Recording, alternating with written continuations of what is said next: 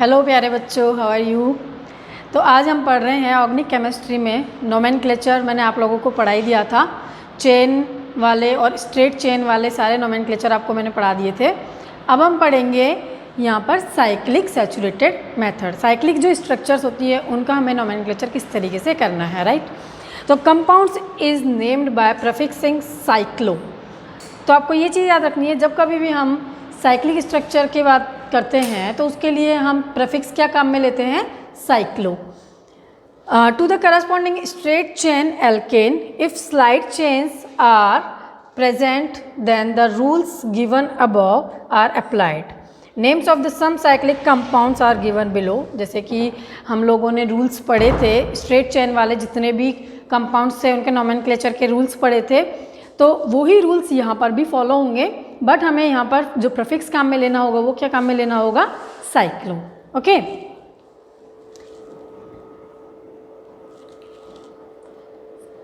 इसके बाद में नेक्स्ट आपका आता है ये, these are the cyclic compounds.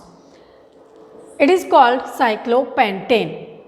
आप देख रहे हो कि ये पूरा स्ट्रक्चर क्या है, साइक्लिक है, और यहाँ पर how many carbons are present, जो भी आपके ये बॉन्ड, ये 1 2 3 4 and 5, there are 5 carbons are present, so it is called pentane. Okay, and this is cyclic structure, इसलिए ये क्या कहलाएगा, साइक्लोपेंटेन। इसी तरीके से आप जब नेक्स्ट स्ट्रक्चर देखते हो, ये भी क्या है, साइक्लिक है। आप देख रहे हो यहाँ पर कि एक साइकिल बना हुआ है और साथ में इसमें ब्रांचिंग भी हो रही है, राइट। तो जो ये ब्रांचिंग हो रही है तो हम इसका नोमेनक्लेचर किस तरीके से करेंगे। सबसे पहले आप देखोगे कि इस साइक्लिक स्ट्रक्चर में कितने कार्बन्स हैं, 6 कार्बन्स, राइट। 1 2 3 4 5 6, तो there is 6 carbons, so it is called hexane. तो ये तो हो गया इसका रूट नेम या parental name, it means it is the parental chain. Okay, इसके बाद में जो भी आपके आउटर साइड में निकल रहे हैं वो क्या कहलाते हैं, सब्स्टिट्यूट्स कहलाते हैं, राइट। और जो सब्स्टिट्यूट होते हैं तो हमें ये देखना है कि नंबरिंग हमें कहाँ से स्टार्ट करनी है। तो साइक्लिक स्ट्रक्चर के अंदर हमें नंबरिंग करने के लिए जो सब्स्टिट्यूट निकले हुए हैं उन्हें हमें देखना है। तो आप देखोगे इधर 1 2 and 3, there is 3 carbons structure and it is called propyl. क्या कहलाएगा ये, प्रोपाइल। और यहाँ पर क्या है, 1CH3 है, तो ये क्या कहलाता है, मिथाइल।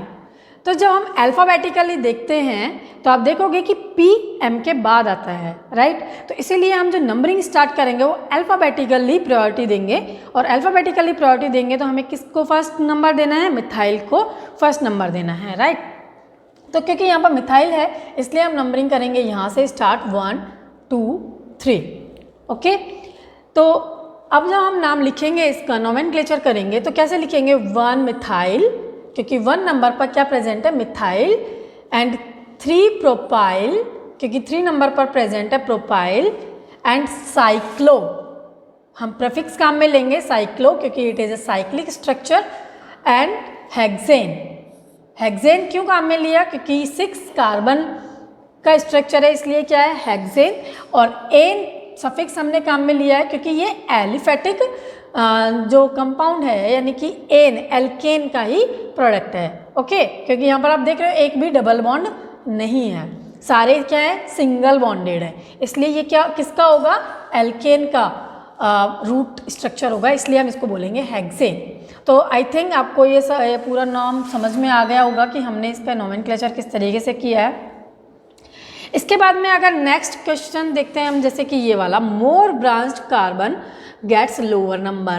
तो अगर आप देखते हो कि अगर हमें इस तरीके का कोई कंपाउंड मिले तो ये भी क्या है, एक साइक्लिक कंपाउंड है, और इस साइक्लिक कंपाउंड के अंदर हमारे पास यहाँ पे 2 ब्रांचिंग हो रही है, एक ब्रांचिंग यहाँ पर हो रही है एंड एक ब्रांचिंग आपके यहाँ पर हो रही है, राइट। तो अब हमारे पास में ये वापस से प्रॉब्लम आती है कि हम किस वाली ब्रांचिंग को नंबर फर्स्ट दें। ओके, तो हमें नंबर फर्स्ट देने के लिए अब यहाँ पर सेकंड नेक्स्ट रूल काम में लेना होगा। कौन सा वाला रूल, जिसके अकॉर्डिंग मोर ब्रांचिंग जहाँ पर होगी हमें उसी को नंबरिंग देनी है। तो हमारे पास यहाँ देख रहे हो कि इस कार्बन पर मोर ब्रांचिंग है 1 एंड 2, 2 मिथाइल ग्रुप्स यहाँ पर क्या है, जुड़े हुए हैं। जैसे कि आप देख रहे हो ये क्या है, CH3, ठीक है, CH3 CH3, और यहाँ पर सिर्फ एक ही ब्रांच जुड़ी हुई है, कौन, CH2 CH3, ठीक है। तो इसको हम बोलते हैं इथाइल, और ये दो है क्या, मिथाइल, राइट। अब इस कंडीशन में हम, क्योंकि मोर ब्रांचिंग कहाँ पर है, इस कार्बन पर है, इसलिए हम नंबरिंग कहाँ से शुरू करेंगे, यहाँ से शुरू करेंगे, और हम नंबरिंग देंगे 1 2 3, ठीक है। लेकिन नेम लिखते टाइम हमें अल्फ़ाबेटिकल ऑर्डर को याद रखना है। तो जब हम नाम लिखेंगे तो हमें इथाइल को पहले लिखना है, क्योंकि इथाइल ई से स्टार्ट होता है और ये पहले आता है मिथाइल से। समझ में आया? तो आप लोगों को ये चीज़ ध्यान रखनी है कि जब हमें नंबरिंग करनी है उस टाइम तो हमें ये देखना है कि जो मोर ब्रांच्ड है, यानी कि जिस पर ज़्यादा ब्रांचिंग हो रही है, हमें नंबरिंग वहाँ से स्टार्ट करनी है। और जब हमें नाम लिखना है तो हमें किस चीज़ को प्रेफर करना है, जो कि अल्फ़ाबेटिकल ऑर्डर में है। तो इसके लिए हमें क्या करना पड़ेगा, एथाइल को पहले लिखना होगा। ओके, तो आप क्या लिखोगे, 3 ethyl 1 dimethyl cyclohexane. This is the nomenclature of this compound. तो आपको सबको समझ में आया? 3 एथाइल, क्योंकि 3 पोजीशन पर क्या है, इथाइल प्रेजेंट है। 1 डाइमिथाइल, आप यहाँ देख रहे हो कि यहाँ पर 2 मिथाइल्स प्रेजेंट है, एक ये और एक ये, तो 2 मिथाइल्स प्रेजेंट हैं 1 पोजीशन पर, इसलिए हम लिखेंगे 1 डाइमिथाइल एंड साइक्लो। बाकी उसके बाद में हम क्या लिखेंगे, पेरेंटल चेन का नाम लिखेंगे साइक्लोहेक्सेन। ओके, तो आपको ये सारा समझ में आ गया होगा कि हमने किस तरीके से इसका नोमेनक्लेचर किया है। अब आपका आता है nomenclature of organic compounds having functional groups. तो अब आपको क्या करना है कि उन कंपाउंड्स का नोमेनक्लेचर करना है जिनके अंदर की फंक्शनल ग्रुप्स होते हैं। ओके, तो सबसे पहले हम देखेंगे कि a functional group as defined earlier is an atom और a group of atom bonded together in a unique manner which is usually the site of chemical reactivity and organic molecule। Actual में जो functional group होता है वो क्या होता है कि एक यूनिक एटम होता है, यूनिक मैनर से वो जुड़ा हुआ होता है किसी कंपाउंड से, ताकि वो क्या करता है, रिएक्टिविटी, केमिकल रिएक्टिविटी में पार्टिसिपेट करता है। जब हम कभी भी रिएक्शन कराते हैं तो उस रिएक्शन के अंदर वो जो फंक्शनल ग्रुप है वो क्या करता है, पार्टिसिपेट करता है रिएक्शन के अंदर, तो एक यूनिक तरीके से उस बॉन्डेड से बंधा हुआ होता है, right. For example CH3OH, CH3CH2OH and CH3 का whole twice CHOH, all having OH functional groups. आप यहाँ पर देख रहे हो कि ये वाला जो कंपाउंड है इसमें भी OH ग्रुप है, इस कंपाउंड में भी क्या है, OH ग्रुप है, इसमें OH ग्रुप है। ये क्या है, फंक्शनल ग्रुप है। और ये इनका जो अटैचमेंट है, यानी कि जो बॉन्डिंग है, ये बॉन्डेड है, वो अलग तरीके से बॉन्डेड है। Functional groups liberate hydrogen on reaction with sodium metal. तो ये जो अल्कोहल ग्रुप है, OH ग्रुप को हम क्या बोलते हैं, अल्कोहल ग्रुप, और इसका जो हाइड्रोजन है वो क्या काम में आता है, सोडियम मेटल के साथ रिएक्शन करने में काम में आता है। तो first of all the functional group present in the molecule is identified which determines the choice of appropriate suffix. तो सबसे पहले तो हमें क्या करना होता है कि जैसे कोई भी जो फंक्शनल ग्रुप है, हमें क्या करना होता है, आइडेंटिफाई करना है कि इस कंपाउंड के अंदर कौन सा फंक्शनल ग्रुप प्रेजेंट है। और जब वो हम आइडेंटिफाई कर लेते हैं उसके बाद में हमें उसका अप्रोप्रिएट सफिक्स काम में लेना होता है। जो भी फंक्शनल ग्रुप जुड़ा हुआ है उसी का हमें क्या काम में लेना होता है, सफिक्स काम में लेना होता है, राइट।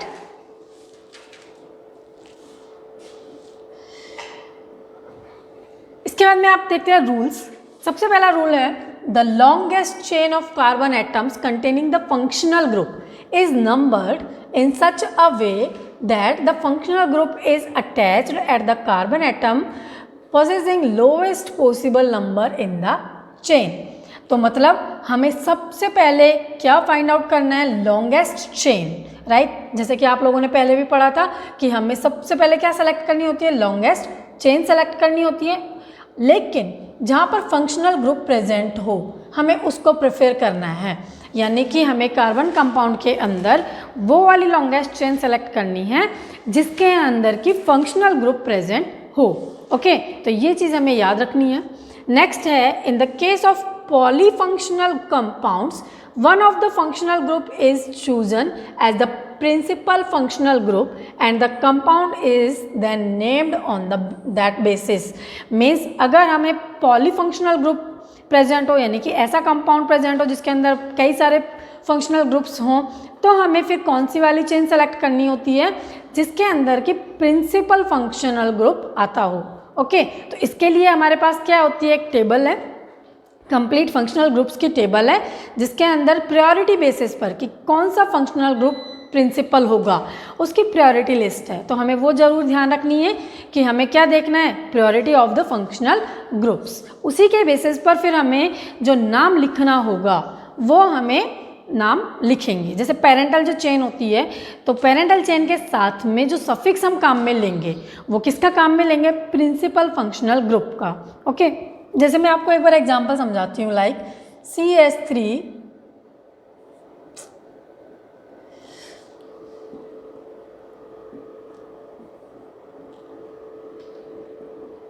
आप देखोगे जैसे कि है CH3 CH2 CH2 CH3, और अगर हम यहाँ पर CH के साथ में OH लगा दें, राइट, यहाँ पर 2 ना हो और क्या हो, OH हो, तो क्या होगा, हमें इस चेन का सिलेक्शन करना होगा और इस चेन के साथ में हमें क्या देखना है कि ये जो फंक्शनल ग्रुप है OH प्रेजेंट होना चाहिए. ठीक है,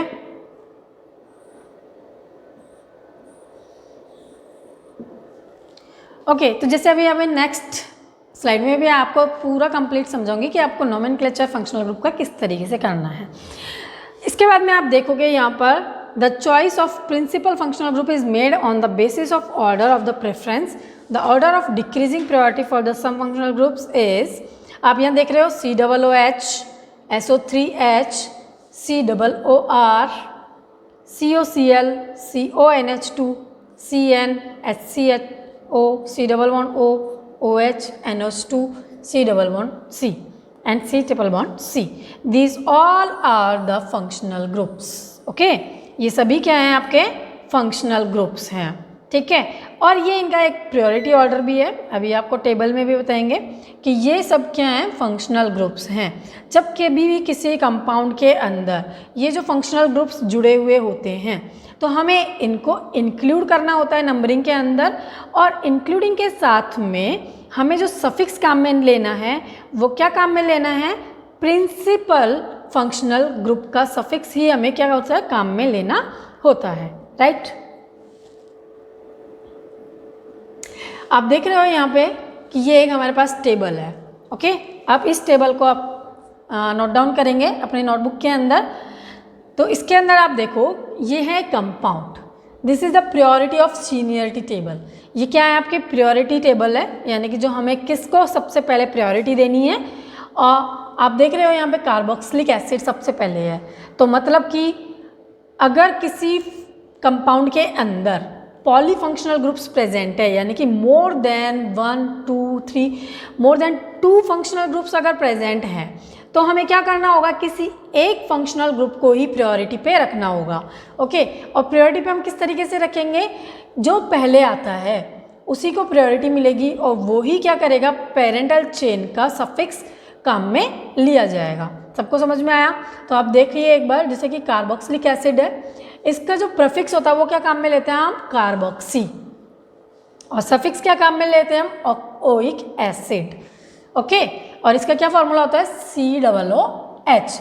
तो आपको ये चीज़ ध्यान रखनी है कि जब कभी किसी कंपाउंड के अंदर COOH ग्रुप अगर लगा हुआ आ जाता है तो हम उसके लिए जो सफिक्स काम में लेंगे, यानी कि जो पेरेंटल चेन का जो नाम होगा उसके साथ हमें क्या लगाना होगा, ओइक. क्या लगाना होगा, ओइक. राइट, जैसे कि अगर मान लो मैं लिख देती हूँ यहाँ पे CH3 CH2 COOH.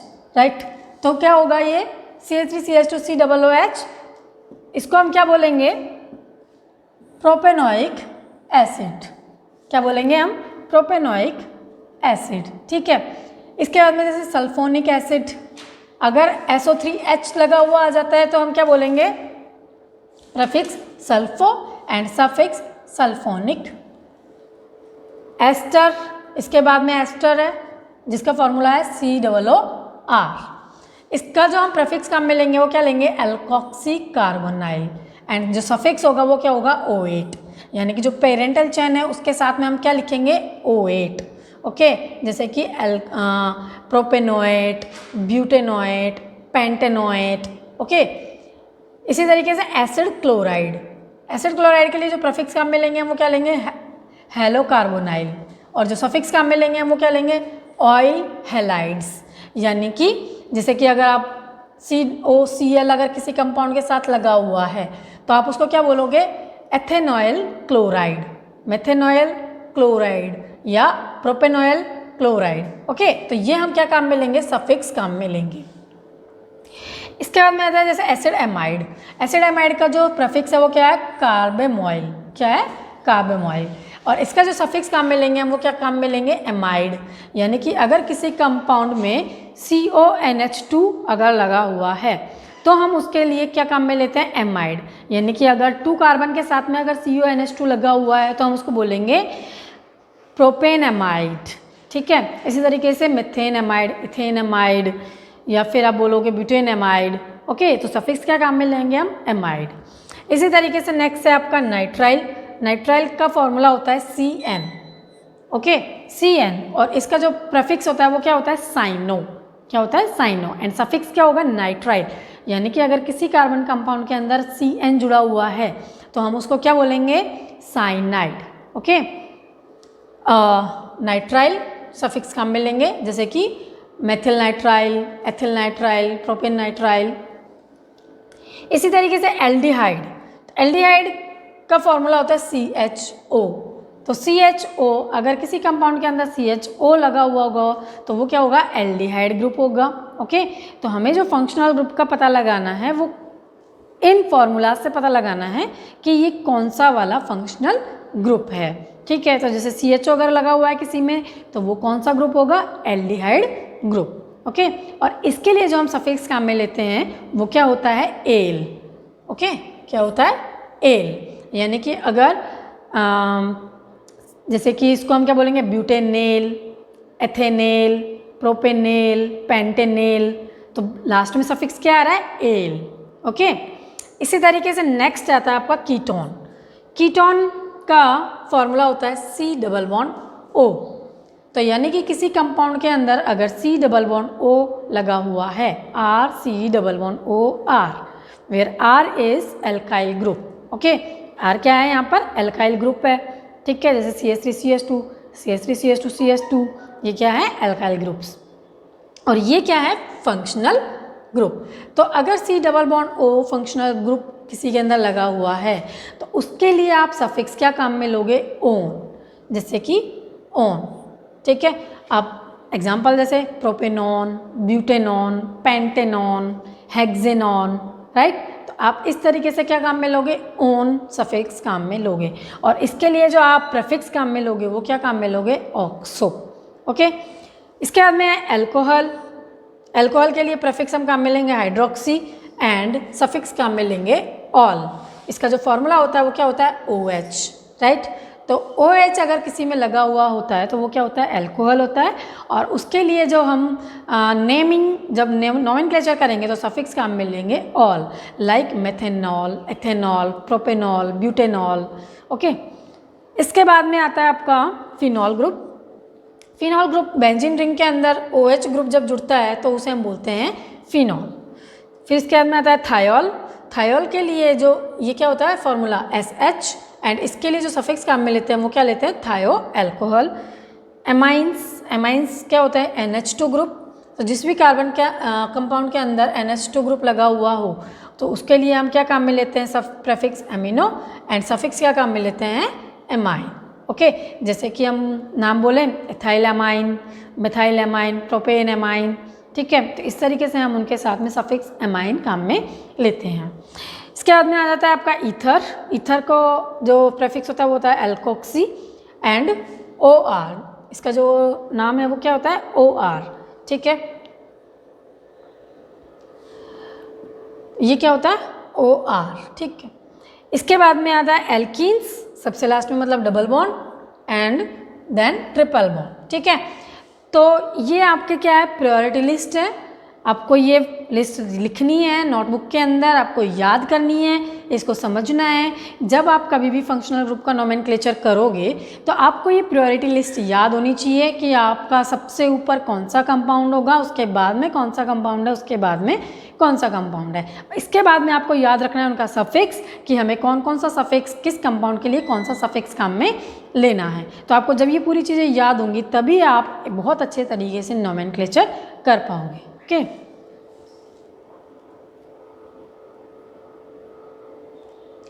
इसके बाद में मैं आपको एक और चीज़ समझा देती हूँ साथ में, nomenclature of substituted benzene compounds.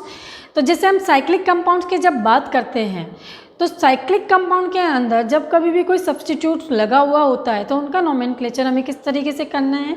देखो आप, जो बेंजीन कंपाउंड्स हैं, substituents is placed as prefix to the word benzene as shown in the following. जैसे कि आपको ये दिखाई दे रहा है, ये बेंजीन रिंग है और बेंजीन रिंग के साथ क्या जुड़ा हुआ है, CH3 ग्रुप जुड़ा हुआ है, राइट। तो इसके लिए हम क्या करेंगे, जो भी सब्स्टिट्यूट जुड़ा हुआ है बेंजीन रिंग के साथ में, उसका हम क्या काम में लेंगे, प्रीफिक्स काम में लेंगे, राइट। तो आप इसका नाम क्या लिखोगे, मेथाइल बेंजीन, ठीक है। और ये क्या है, टोलुइन। टोलुइन इसका कॉमन नेम है। क्या है इसका कॉमन नेम, यानी कि ये हम नॉर्मली इसको क्या बोलते हैं, टोलुइन बोलते हैं, लेकिन अगर IUPAC नोमेनक्लेचर होगा तो हम इसको क्या बोलेंगे, मिथाइल बेंजीन। ऐसे ही अगर OMe लगा हुआ है, यानी कि Me का मतलब यहाँ पर क्या है, मिथाइल ग्रुप CH3, ठीक है, तो इसको हम बोलेंगे मेथॉक्सी बेंजीन। क्या बोलेंगे हम इसको, मेथॉक्सी बेंजीन। और इसका जो कॉमन नेम है वो क्या होगा, एनिसोल। इसी तरीके से अगर बेंजीन रिंग के अंदर एमाइन NH2 ग्रुप लगा हुआ है तो हम इसका क्या काम में लेंगे, प्रीफिक्स काम में लेंगे और हम इसको क्या बोलेंगे, एमिनो बेंजीन। क्या बोलेंगे हम इसको, एमिनो बेंजीन। और इसका जो नाम है, कॉमन नेम, वो क्या है, एनिलीन। सेम थिंग हियर, अगर NO2 ग्रुप लगा हुआ है तो हम इसका क्या काम में लेंगे, प्रीफिक्स, और क्या बोलेंगे, नाइट्रोबेंजीन। और इसी तरीके से अगर ब्रोमीन लगा हुआ है तो हम उसको क्या बोलेंगे, ब्रोमोबेंजीन। समझ में आया सभी को। तो इस तरीके से आपके ये साइक्लिक कंपाउंड्स के जो नोमेनक्लेचर हैं वो हो जाते हैं। बाकी इनको आगे हम डिस्क्राइब करेंगे नेक्स्ट वीडियो। Thank you.